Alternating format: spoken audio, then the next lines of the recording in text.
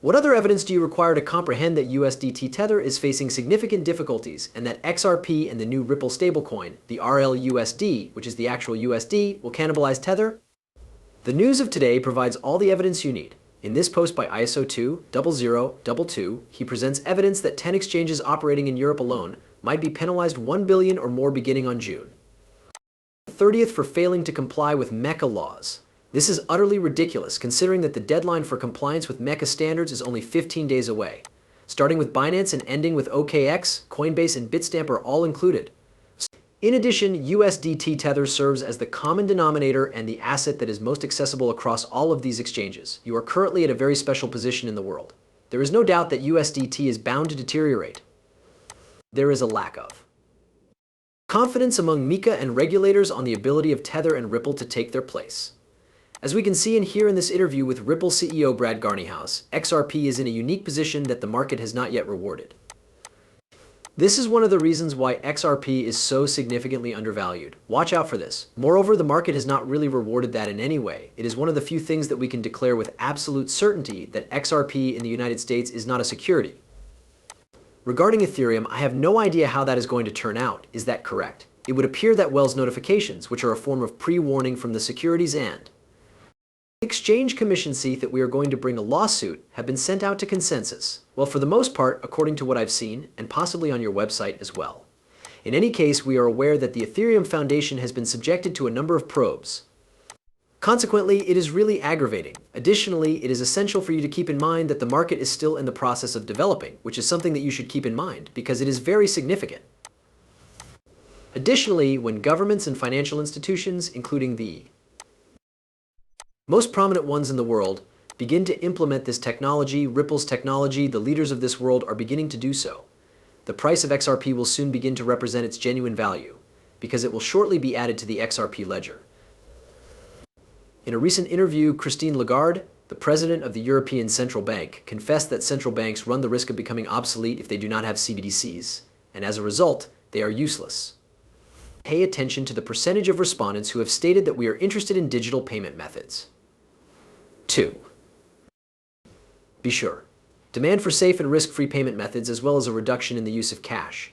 How do we currently stand? Central bankers have been functioning as a monetary anchor in regard to commercial banks and private money. This has been the case for quite some time.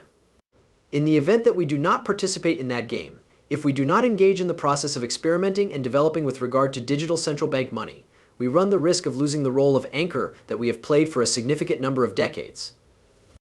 In addition, there are historical examples of periods in which the monetary anchor provided by the central bank was absent, which resulted in the occurrence of crisis after crisis. In the 19th century, when open banking was in effect, this was most certainly the situation that existed. Do we wish to revert to the times that used to be? If we were to look at it from our vantage point, I would argue that it is quite unlikely. Because of this, we are required to provide a solution to the demand for those digital payments in order to continue playing the function of anchor, which we have been doing on a consistent basis. In spite of the fact that CBDCs are unavoidable, they are a source of concern because in reality they are nothing more than a sort of formal government surveillance. Their grip over your finances is even more significant. Ripple, as we can see, is profoundly tied to and ingrained in the creation of these CBDCs all over the world for a variety of reasons. Through the use of XRP, the Ripple CBDC platform or Ripple Design CBDC can offer a service that can bridge the gap between different currencies. Because of its intrinsic interoperability, it can provide linkages to the ledgers of other central banks, which can facilitate efficient transactions involving multiple assets and across borders. Furthermore, as we can see in this article from the International Monetary Fund, the IMF being the source regarding the Middle East and North African regions being MENA, Oil Exporters and Gulf Cooperation Council, or the GCC countries, but it talks about actively researching CBDCs and a potential use case since 2020 and officially launching a limited access pilot with Ripple through their CBDC platform. In addition, in order to demonstrate to you how significant this news is, have a look at the overall number of countries that have taken part in this poll. What is the total number of countries that are connected to Ripple as a result of the utilization of these updated CBDCs? This is completely ridiculous. The fact that Ripple is likely to cannibalize USDT Tether is further supported by additional evidence being added to the evidence. Remember that this is largely due to the new mecha legislation that is currently being implemented in Europe. This is something that you should keep in mind. I just showed you that Ripple is the foundation, the key element for CBDCs all over the world, and Christine Lagarde confessed that without CBDC, central banks will collapse and become obsolete. Ripple is the cornerstone. Additionally, David Schwartz recently revealed that Ripple's new stablecoin, the RLUSD, will bring more use cases. Onto the XRP ledger, which will result in an increase in the amount of liquidity available for XRP. Christine Lagarde is aware of the fact that she is required to do. One of the most influential people on this planet is her. Ripple and XRP are extremely important to this new monetary system, and she is aware of their significance. It is inevitable that central banks will fail if they do not take control of the situation and if they do not cannibalize Tether and XRP in order to make them the bridge asset for CBDCs all over the world. They are going to become irrelevant. In addition, that is the most wonderful aspect of all of this. According to what is heard in this video, Ripple has a monopoly on the market for payment systems. Bitcoin XRP is the hidden source. Furthermore, there is a rationale for why XRP is the only digital asset that possesses clarity. Watch out for this. Given the Federal Reserve's significant interest in ensuring that any stable currency offering operates under an acceptable federal prudential supervisory framework, it is imperative that this structure be in place. But when are you going to transition into coins that are stable? Indeed. When is it? Indeed. To be honest, I find the market for stablecoins to be very interesting. Is there anything else that we will do, or say, not right now? The Federal Reserve has a significant interest in ensuring that any stablecoin issue is carried out in accordance with an adequate framework for federal prudential oversight. It's something that will be deserving of the highest level and will be given that exact level, the most advanced level. Therefore, they do not pose a threat to the integrity of the payment system or the financial stability. Moreover, we have offered guidelines to the financial institutions that we oversee regarding the manner in which they should interact with their supervisors when contemplating the utilization of these products.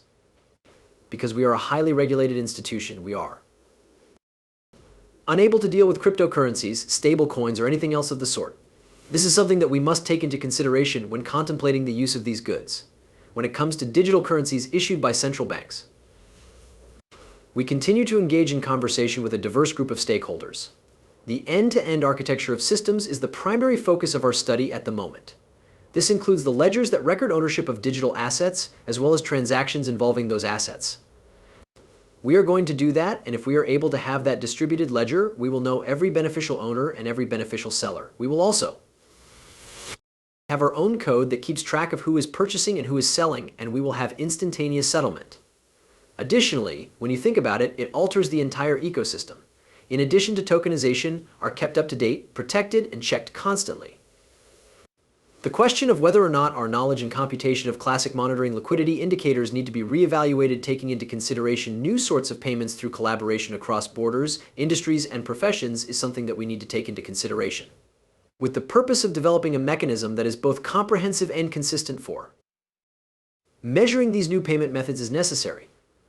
There is a link between the people that is much more profound than you could possibly understand. Ripple is tied to virtually everything in the globe in some way or another, such as the BRICS alliances, which are continually expanding and becoming more and more widespread.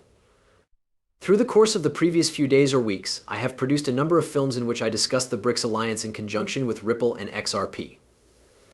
In addition, as you can see from Chad's dying wrapper, the BRICS coalition will fully abandon the dollar as a trading currency as a result of the accord. There is also the possibility that they will rely on the settlement of local currency in order to spark a wider change in global finance.